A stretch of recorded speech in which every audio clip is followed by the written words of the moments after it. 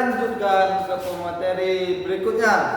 Pemateri yang akan menyampaikan 16 judul di modul Al-Quran, studi Al-Quran kita.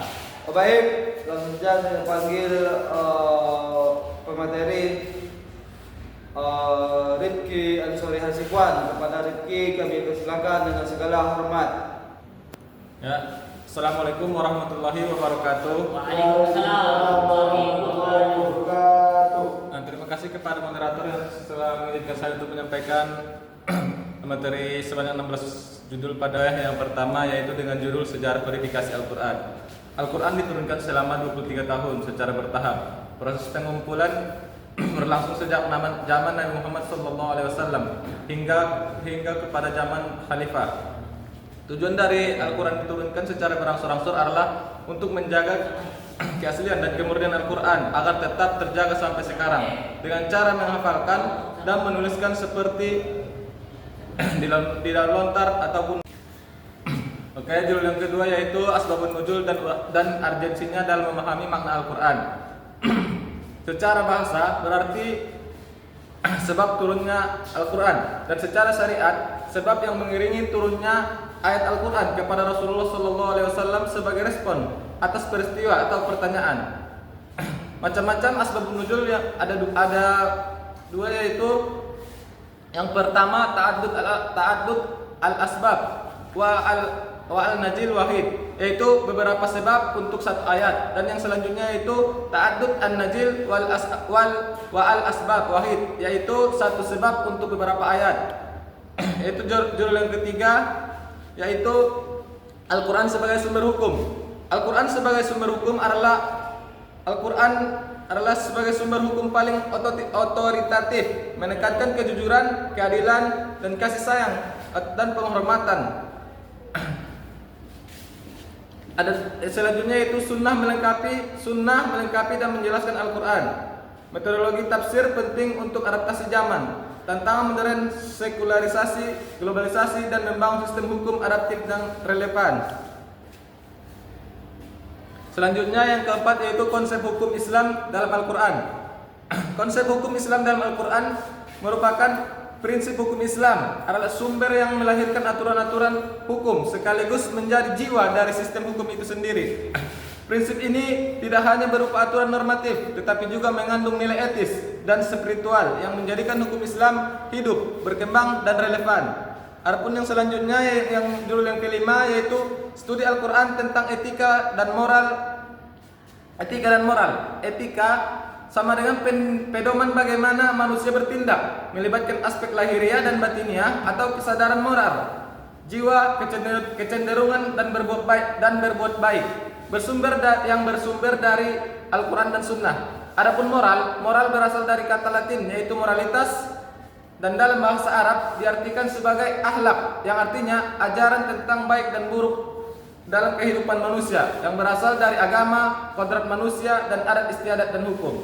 Yang selanjutnya judul yang keenam yaitu konsep tauhid dalam Al-Quran. Tauhid merupakan satu konsep utama yang menjadi asas dalam semua sudut pandang dan seluruh aspek kehidupan muslimin. Tauhid yang berasal dari kalimat bahasa Arab yang berarti tauhid merupakan satu konsep yang melambangkan kepercayaan manusia kepada Allah Subhanahu wa taala. Tauhid adalah prinsip hukum Islam yang menyatakan bahwa semua manusia ada di bawah satu ketetapan, yaitu ketetapan Allah Subhanahu wa taala yang dinyatakan dalam satu kalimat la ilaha illallah, ataupun tiada Tuhan selain Allah. Selanjutnya judul yang ketujuh yaitu konsep keadilan dalam perspektif Al-Quran. Keadilan diartikan sebagai sama berat, tidak berat sebelah dan tidak memihak. Di dalam Al-Quran Allah Subhanahu wa taala berfirman bahwa seseorang yang kehendak menetapkan hukum maka tetapkanlah dengan adil. Adapun yang judul yang ke-8 yaitu konsep pendidikan dalam perspektif Al-Quran. Pendidikan dalam Al-Quran adalah proses membentuk manusia beriman, bertakwa, berilmu, dan berakhlak mulia. Istilah seperti tarbiyah, ta'lim, maujiah hasanah, dan tausiah menunjukkan bahwa pendidikan mencakup aspek intelektual, moral, spiritual, dan sosial. Adapun judul yang selanjutnya yaitu studi Al-Quran tentang etika lingkungan. Dalam pandangan Islam, Alam adalah ciptaan Allah yang memiliki nilai dan harus dijaga kelestariannya. Manusia ditugaskan sebagai khalifah di bumi, bukan untuk merusak, melainkan untuk menjaga keseimbangan ekosistem. Namun, kerusakan lingkungan yang kita saksikan saat ini adalah akibat dari keserakahan dan perilaku manusia yang hanya mementingkan kepentingan duniawi.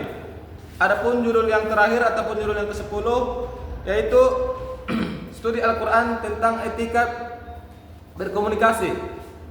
Pengertian etika berkomunikasi yaitu berkomunikasi adalah aturan tentang perilaku manusia dalam menjaga lisannya dari ucapan yang tidak berarti dan akan membawa kemudaratan baginya di dunia dan akhirat.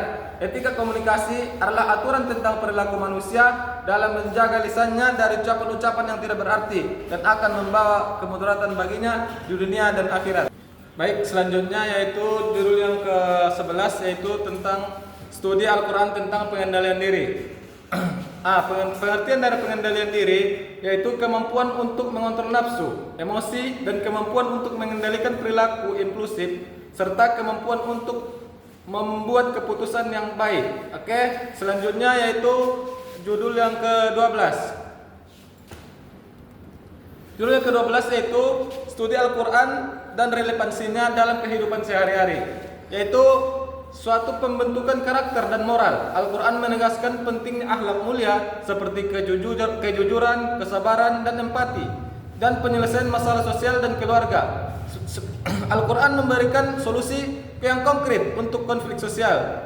Contohnya di etika profesional dan ekonomi, Al-Quran menetapkan prinsip-prinsip yang adil seperti larangan riba, pemberian zakat, dan distribusi kekayaan. Oke, judul selanjutnya yaitu judul yang ke-13 yaitu tentang Al-Quran dan transformasi sosial bagi umat Islam.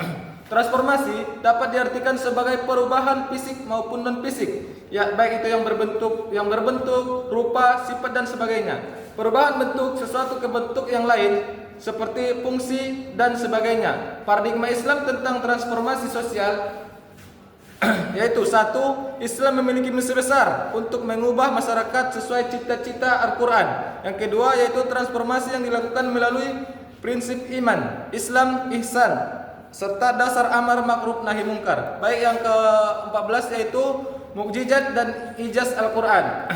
Mukjizat dapat kita ketahui adalah suatu kejadian yang luar biasa yang bertentangan dengan tradisi khawarik al-adat, yaitu yang dikutip oleh Nabi sebagai bentuk bahwa ajarannya adalah benar. Adapun ijaz adalah keistimewaan Al-Quran yang tidak dapat diaplikasikan atau disamai oleh manusia karena keindahan bahasa dan susunan maknanya. Baik, berikutnya yaitu judul yang ke-15 yaitu problematika studi Al-Quran.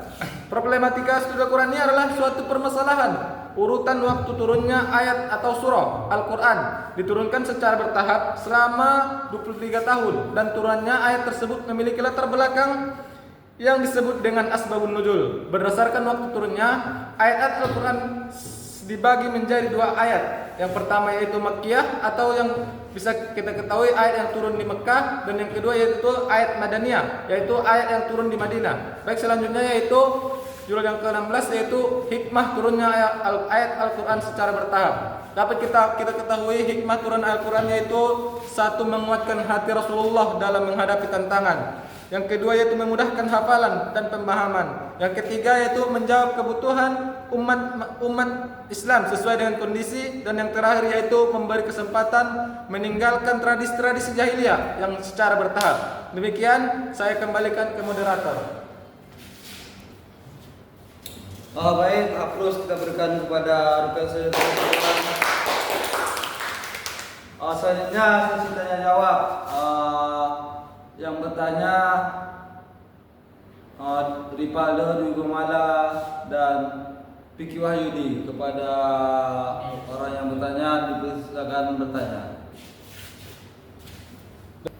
Oke, saya Ripaldo Dwi Gumala. Saya ingin bertanya kepada pematala atau yang presentasi. Sebutkan apa hikmahnya Al-Quran turun secara bertahap. Baiklah, saya akan bertanya kepada Lutfi Ansori. Pertanyaannya, apa yang maksud dengan ijaz Al-Quran? Ya, baik. Terima kasih kepada saudara Paldo telah bertanya. Adapun pertanyaan tadi yaitu hikmah turunnya ayat-ayat Al-Quran secara bertahap. Tapi kita ketahui hikmah turunnya ayat Al-Quran secara bertahap. Yang pertama yaitu tadi menguatkan hati Rasulullah dalam menghadapi tantangan, dan yang kedua memudahkan hafalan dan pemahaman, dan yang ketiga itu menjawab kebutuhan umat Islam sesuai kondisi, dan yang keempat yaitu memberi kesempatan kepada umat-umat terdahulu untuk meninggalkan tradisi jahiliyah secara bertahap. Adapun pertanyaan selanjutnya yaitu dari saudara Vicky tadi, yaitu pertanyaannya apa yang dimaksud dengan ijaz Al-Quran. Adapun ijaz Al-Quran yaitu suatu keistimewaan dalam Al-Quran yang tidak dapat diduplikasi ataupun disamai oleh manusia karena keindahan bahasa dan susunan maknanya. Baik, terima kasih. Saya kembalikan kepada moderator. Sudah sesi tanya jawab ada berakhir sudah. Presentasi yang akan disampaikan oleh presentator selanjutnya saya berikan kepada presentator untuk menutup presentasi.